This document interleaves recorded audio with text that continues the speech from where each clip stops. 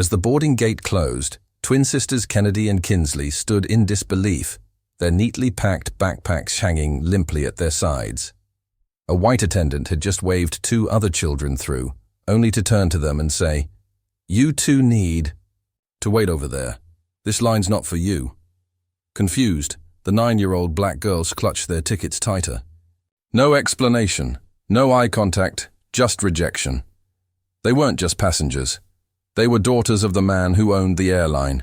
And in just 5 minutes, what began as discrimination turned into a corporate earthquake that left every flight in the country grounded. Wait a second and tell us where you're watching from in the comments. Don't forget to subscribe for more powerful stories like this. It was supposed to be a simple weekend getaway. Kennedy and Kinsley were flying alone to visit their grandmother in Chicago for the first time. Their father, Langston Pierce, had insured. Every detail was taken care of. Priority boarding, a personal escort, and even a call to the airport manager just to be safe. Langston wasn't your average dad. He was the airline's CEO, albeit one who preferred keeping his power quiet. Langston had built his empire from the ground up, fighting tooth and nail to reach the top in a world that wasn't built for men like him. Despite his billions, he taught his daughters to stay humble, and that kindness and integrity mattered more than titles. But the gate attendant didn't know their names that day, and certainly not who they belonged to. As the twins waited silently off to the side, passengers began filing past them. White kids, families, solo travelers. Every time they tried to ask the gate attendant if it was their turn, she'd wave them away with a dismissive hand and a scoff like they were intruding. A black flight attendant nearby noticed and approached, but before she could intervene, the gate agent snapped. "Mind your business. They don't belong in this group." The girls began to cry, afraid they would miss their flight. Kennedy bravely pulled out the father's card and said, "My dad told us to show this if something went wrong." The woman glanced at it and laughed. "Yeah, and I'm the Queen of England." One of the pilots passing by overheard the exchange. Recognizing the Pierce family name, he excused himself quietly and made a quick call to every man she was mocking. Langston Pierce was in a meeting when his private line rang. He never ignored calls from his daughter's security team.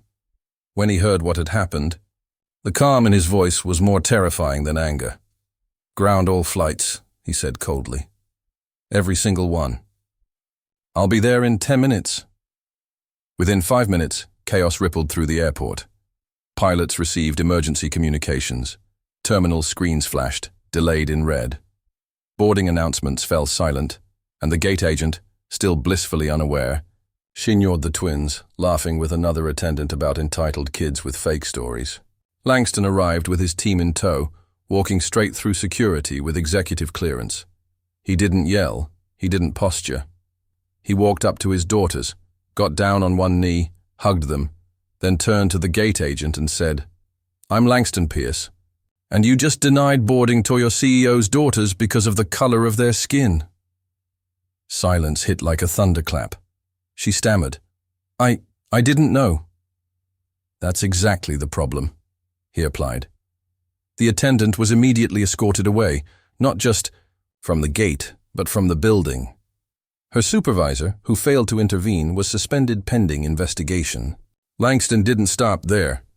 He ordered a complete internal audit of every gate's practices, launched a mandatory anti-discrimination training program, and set up an anonymous hotline for reporting racial profiling. As for the twins, they boarded the next flight in style, escorted personally by their father hand in hand while airport. Staff lined up an apology. The entire airport watched as Langston turned to a news crew gathered and said, "My daughters aren't just passengers, they're human beings. If this can happen to them, it can happen to anyone." Within hours, the story went viral. Social media lit up, with hashtags like Chuck Pierce Twins and Chuck Grounded for Justice. The airline's board backed Langston's sweeping reforms. Other companies followed suit, implementing their equity initiatives. But the real change came in how people started thinking about power, privilege, and how a simple decision at a boarding gate could expose a deep rot beneath polished uniforms. Kennedy and Kinsley's innocent question, "Why can't we go in?" had sparked a reckoning, not just for one airline, but for an entire system. Sometimes it takes two brave little girls and one powerful father to remind the world that every seat should be earned with respect, not assumed through bias. If you enjoyed this story and thought it provoking, don't forget to like, share, and subscribe for more powerful narratives. Let us know your thoughts in the comments. Take care.